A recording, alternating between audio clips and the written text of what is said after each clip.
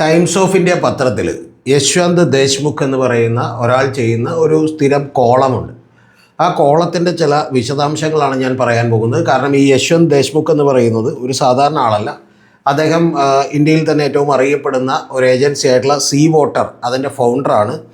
അവർ തീർച്ചയായിട്ടും എല്ലാ സ്ഥലങ്ങളിലും തന്നെ സർവേ നടത്തുന്നതാണ്. കൂടാതെ ഈ പറയുന്ന എക്സിറ്റ് പോളുകളുമൊക്കെ തന്നെ അവർ ചെയ്തിട്ടുണ്ടാകുമെന്നാണ് വിചാരിക്കുന്നത്. പക്ഷേ എല്ലാ തെരഞ്ഞെടുപ്പിൻ്റെ ഡേറ്റുകളും കഴിഞ്ഞതിന് ശേഷം മാത്രമേ അത് പുറത്തേക്ക് വിടാൻ അധികാരമുള്ളൂ. അപ്പോൾ അതുകൊണ്ട് തന്നെ ഒരു പ്രീ പോൾ സർവീസും അതുപോലെ തന്നെ പോസ്റ്റ് പോൾ സർവീസും ഒക്കെ തന്നെ കൃത്യമായി ചെയ്യുന്നൊരു ഏജൻസിയാണ്.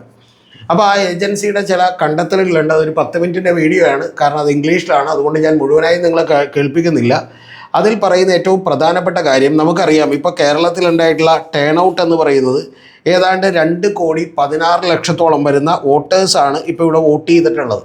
ആ 2,16,00,000 ഫൈനൽ വരുമ്പോഴേക്കും ഏതാണ്ട് ഒരു 63,000 ആകും എന്നുകൂടി നമുക്ക് വിചാരിക്കാം.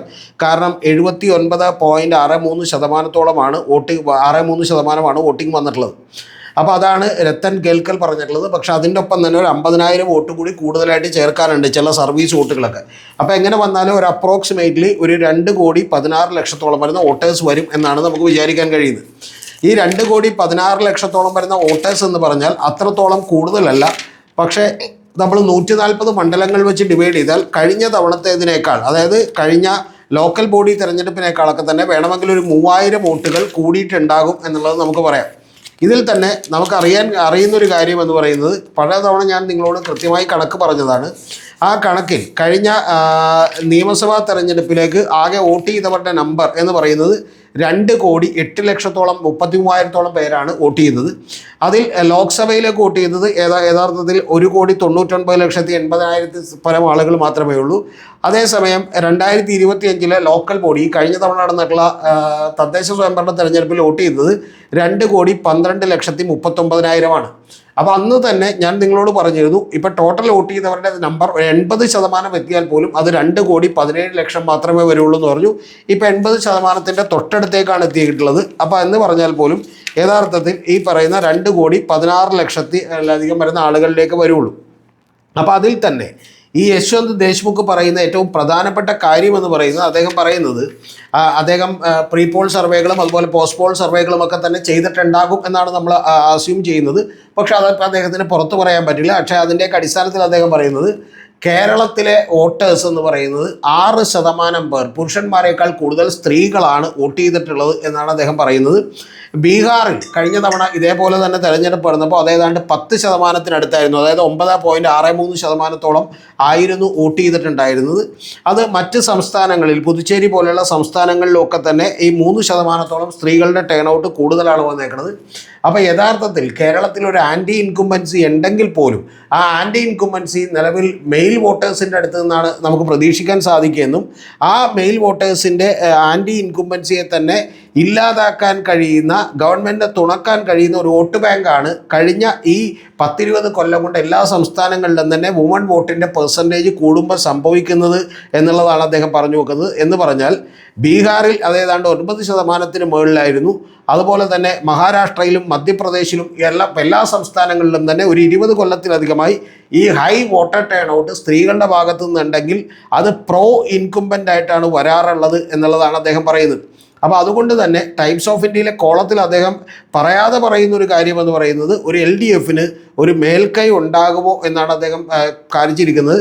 ഒരു സ്ലൈറ്റ്ലി എഡ്ജ് എന്ന് പറയുന്നത് വെൽഫെയർ സ്കീംസൊക്കെ തന്നെ ഈ സ്ത്രീ വോട്ടർമാരെ വലുതായി സ്വാധീനിക്കാറുണ്ട്. അത്തരത്തിൽ സ്വാധീനിക്കപ്പെടാനുള്ള സാധ്യതകളുണ്ട്. അതുകൊണ്ടാണ് അദ്ദേഹം ഈ റിസൾട്ടിന് വേണ്ടി വെയിറ്റ് ചെയ്തിരിക്കുന്നത്. മെയിലിൻ്റെ ആൻറ്റി ഇൻകുംബൻസി സെൻറ്റിമെൻറ്റ്സിനെ നെഗേറ്റ് ചെയ്യുന്ന രീതിയിലുള്ള ഒരു വുമൺ വോട്ടിംഗ് നടന്നിട്ടുണ്ടാകുമോ എന്നുള്ളതാണ് അദ്ദേഹം പ്രതീക്ഷിക്കുന്നത്. അപ്പോൾ അതിൽ അദ്ദേഹത്തിൻ്റെ വാക്കുകൾ കൂടി നമുക്ക് ചെറുതായിട്ടൊന്ന് കേൾക്കാം കേരളത്തെക്കുറിച്ച്. അതിനുശേഷം ഞാൻ മറ്റു ചില കാര്യങ്ങൾ കൂടി നിങ്ങളോട് പറയാം. അതിനു മുമ്പ് ഒരു കാര്യം കൂടി, നമ്മുടെ ചാനലിൽ ഒരു മെമ്പർഷിപ്പ് ആക്ടിവേറ്റ് ചെയ്തിട്ടുണ്ട്. ആ മെമ്പർഷിപ്പ് താല്പര്യമുള്ളവർക്ക്, നമ്മളെ സപ്പോർട്ട് ചെയ്യാൻ ആഗ്രഹമുള്ളവർക്ക് ആ മെമ്പർഷിപ്പ് എടുക്കാം. അത് സബ്സ്ക്രൈബ് ബട്ടൻ്റെ സൈഡിൽ ജോയിൻ എന്ന് പറയുന്ന ഒരു ബട്ടണുണ്ട്. ആ ജോയിൻ എന്ന് പറയുന്ന ബട്ടണിൽ പ്രസ് ചെയ്തുകൊണ്ട് മന്ത്ലി 179 രൂപയാണ് ആദ്യത്തെ ലെവൽ, രണ്ടാമത്തെ ലെവൽ 359 രൂപയാണ്. പ്രത്യേകമായിട്ടുള്ള പെർക്സോ ബെനിഫിറ്റോ ഒന്നും നിങ്ങൾക്ക് കിട്ടില്ലെങ്കിലും നമ്മളെ സപ്പോർട്ട് ചെയ്യണമെന്ന് ആഗ്രഹമുള്ളവർക്കും നിഷ്പക്ഷമായി ചാനൽ നിലനിൽക്കണമെന്നുള്ളവർക്കും ഒക്കെ തന്നെ തീർച്ചയായിട്ടും നമ്മളെ സപ്പോർട്ട് ചെയ്യാൻ വേണ്ടി ആ അവസരം ഉപയോഗപ്പെടുത്താവുന്നതാണ്.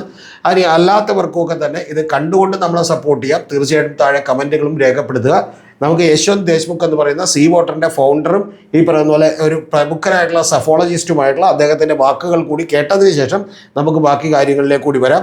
ഇത് നിരവധി സംസ്ഥാനങ്ങളെക്കുറിച്ച് അദ്ദേഹം പറയുന്നുണ്ട്. അതിൽ കേരളത്തിൻ്റെ മാത്രമേ ഞാൻ ഇതിനകത്ത് കാണിക്കുന്നുള്ളൂ.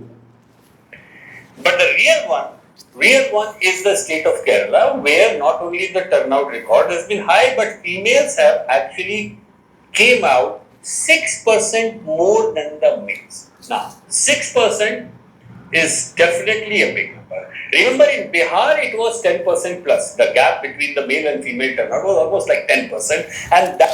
ഞാൻ പറഞ്ഞ കാര്യമാണ്, ബീഹാറിൽ മെയിൽ ടേൺ ഔട്ടും അതുപോലെ ഫീമെയിൽ ടേൺ ഔട്ടും തമ്മിലുള്ള ഗ്യാപ്പ് 10%. അതുപോലെ ഈ കേരളത്തിൽ അത് 6% എന്നാണ് അദ്ദേഹം പറഞ്ഞു വെക്കുന്നത്. That is what made Nitish Kumar coming back. And same was the case, same was the story in Maharashtra, same was the story in Madhya Pradesh. So much higher, significantly higher female turnout actually resulted in a pro.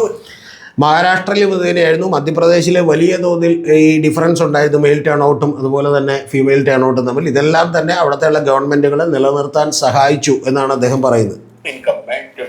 Because it was driven by the welfare schemes aimed at the females. Now, in Kerala, whether this will result in a much tighter contest or left front having an advantage, that remains to be seen. But yes, all in our tracker and everywhere, we were recording an extremely clear anti-incumbent sentiment in Kerala.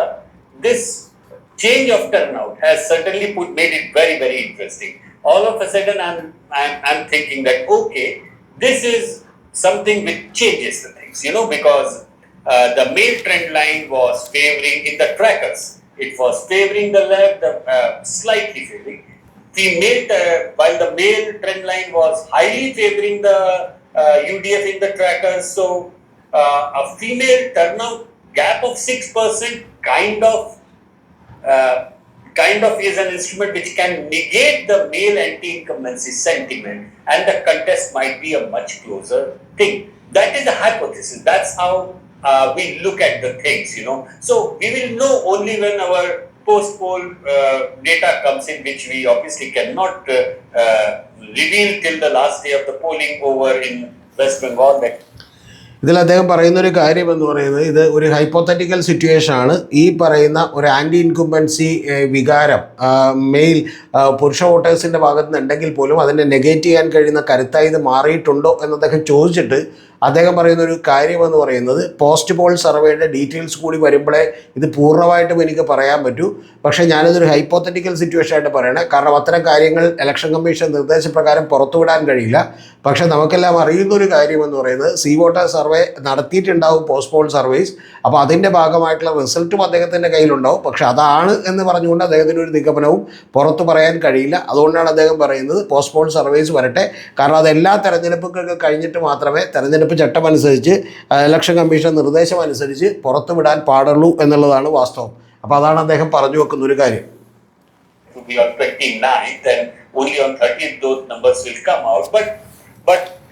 29th നടക്കുന്ന second phase election ഉണ്ട് west ബംഗാളിലടക്കം. അപ്പോൾ അത്തരം ഇലക്ഷനുകൾ കൂടി കഴിഞ്ഞിട്ട് 30-ാം തീയതി മാത്രമേ ആ data പുറത്തുവിടാൻ കഴിയൂ എന്നാണ് അദ്ദേഹം പറയുന്നത്. പക്ഷേ അദ്ദേഹത്തിൻ്റെ മനസ്സിൽ ആ ഡാറ്റ ഉണ്ട് എന്നുള്ളത് നമുക്കെല്ലാം അറിയാവുന്ന ഒരു കാര്യം കൂടിയാണ്.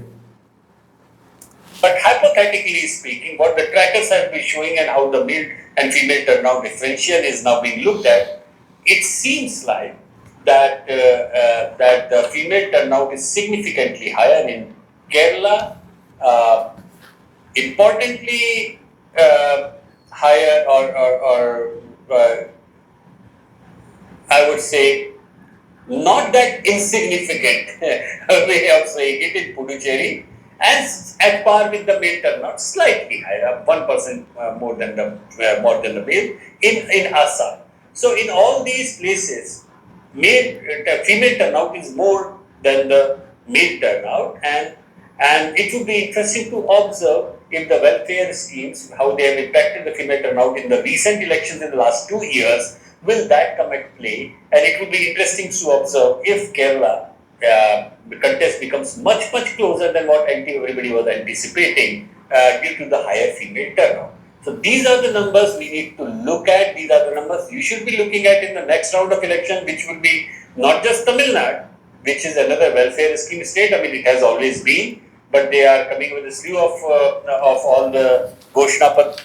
പിന്നെ അദ്ദേഹം പറഞ്ഞു തുടങ്ങുന്നത് തമിഴ്നാടിനെ കുറിച്ചാണ്. പക്ഷേ തമിഴ്നാട്ടിലിപ്പോൾ ഇന്ന് ഞാൻ ഈ വീഡിയോ എടുക്കുന്ന ദിവസം ഇലക്ഷൻ കഴിഞ്ഞിട്ടേ ഉള്ളൂ. അപ്പോൾ അതിൻ്റെ പോളിംഗ് പെർസെൻറ്റേജും അതുപോലെ വോട്ടർ ടേൺ ഔട്ടൊക്കെ വരാനിരിക്കുന്നേ ഉള്ളൂ. പക്ഷേ പ്രധാനപ്പെട്ട കാര്യം യശ്വന്ത് ദേശ്മുഖിനും അതുപോലെ തന്നെ സി വോട്ടർ സർവേയും സൂചിപ്പിക്കുന്നത് ഒരു പിണറായി 3.0 തന്നെ വന്നേക്കാം എന്നുള്ളത് കൂടിയാണ്.